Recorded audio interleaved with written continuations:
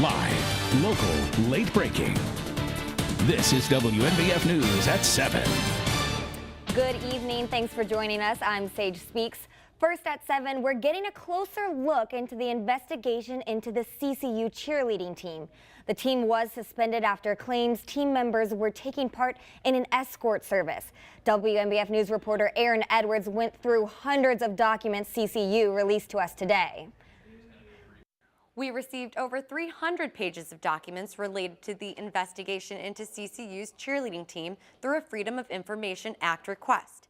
Documents include letters from cheerleaders, investigators, and school officials, all with students planning to cheer for CCU next year, voicing their concerns. One wrote, "I was wondering about the status of the cheerleading team. I know it's a touchy subject."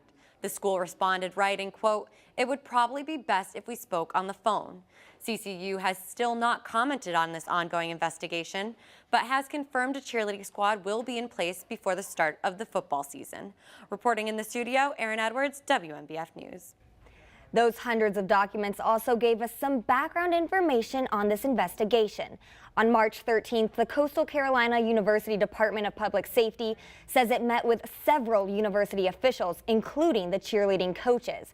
The meeting was in reference to 5 anonymous letters that were sent to CCU. The letters allege some members of the cheerleading team were operating an escort service and were working in strip clubs, prostituting themselves. It also said some cheerleaders were providing alcohol to minors and paying people to do their homework for them. On March 28th, 6 cheerleaders were questioned by the university's public safety department. And on March 30th, the cheerleading team was suspended pending a conduct investigation. The team's photos and section on CCU's website was also removed. The investigation also meant the team was unable to travel to Florida for a competition. And on May 1st, the university announced its plans to bring the cheerleading team back before football season resumes.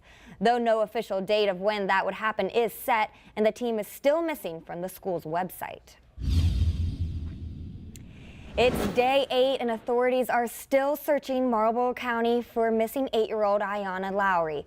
Tonight, a reward of $10,000 is being offered for information leading authorities to finding her.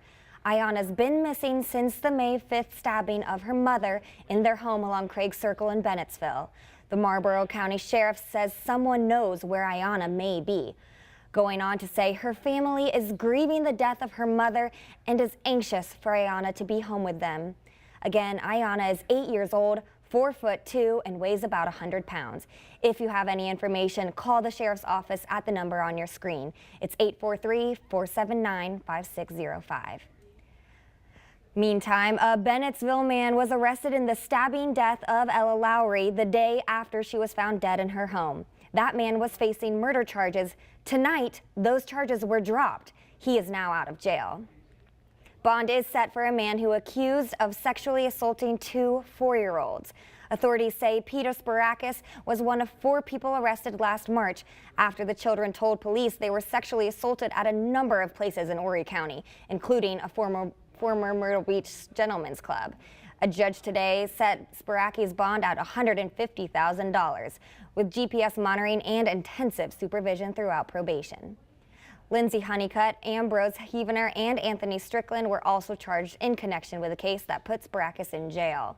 Authorities say Honeycutt also filed a bond reduction motion, which was denied today. Heavener remains in jail. Strickland is out on home detention. Sea Haven for Youth has a new shelter home with double beds it used to have to help even more teenagers who are homeless. Amy Lippman got to see how the new facility will serve the community. Here off Highway 57 near Little River, Sea Haven for Youth now has a new shelter home, a recreation center, and an administrative office all in one place. Teenagers between the ages of 13 and 17 will come here when they've been living on the streets, couch surfing, going from house to house, and they'll find a place to live for a few weeks while going to school and receiving counseling services. The nonprofit also provides family counseling, with the main goal of the program being to reunite teenagers with their families. I'm told the program has been very successful as it helps get teenagers out of trouble, into school, and into more stable living situations. Reporting in Horry County, Amy Lippman, WMBF News. Still to come at 7, President Trump took to Twitter once again this morning, going after the top man in the FBI whom he recently fired. Tonight, we'll hear the White House defend the tweets.